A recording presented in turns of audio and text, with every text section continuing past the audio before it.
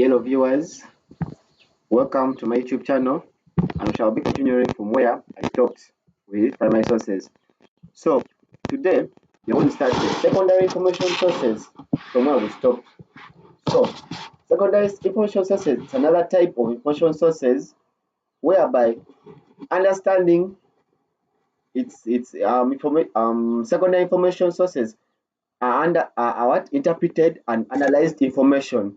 So first information primary information sources, they are upgraded to secondary information, since they have been analyzed and interpreted for further and information details. It's created after an event, providing context and discussion. Characteristics of secondary sources. Secondary sources, they are based on primary sources. As I told you during the beginning of our video, they are based on primary sources but with added analysis and commentary. They provide interpretations and explanations of the of primary sources, and often used in academic and research. Examples of secondary information sources we include textbooks, biographies, journals, magazine documents, documentaries, review papers, and newspaper editorials. Those are sources of secondary information. Now, advantages of using secondary sources. The first one, it's easier to access and understand than primary sources.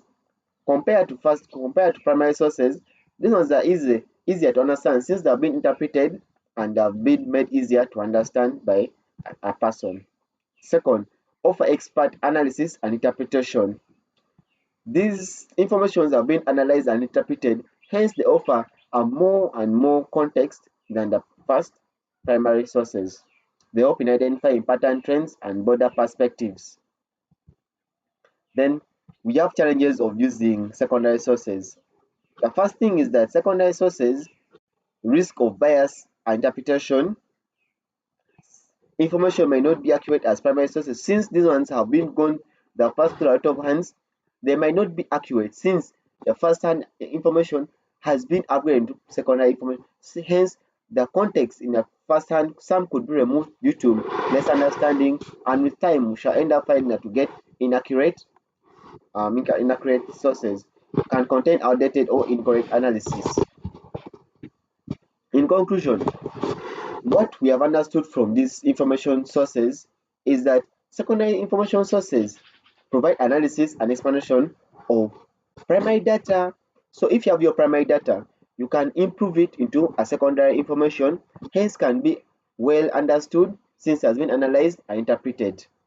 Help in understanding complex topics and conducting research. They have been explained for us to understand it into proper details, and it enhances our thinking capacity, and it has been people can understand and easily attain the sources easily. And lastly, always evaluate secondary sources for reliability and accuracy. This one we shall always be talking about it to prevent plagiarism and academic dishonesty. So I've been Obed John Jonathan, taking you through secondary sources, and I hope you have loved this video. Please don't forget to like, share, and subscribe to as many people as possible. I'll be back again. Thank you. Stay tuned for more videos. Thank you.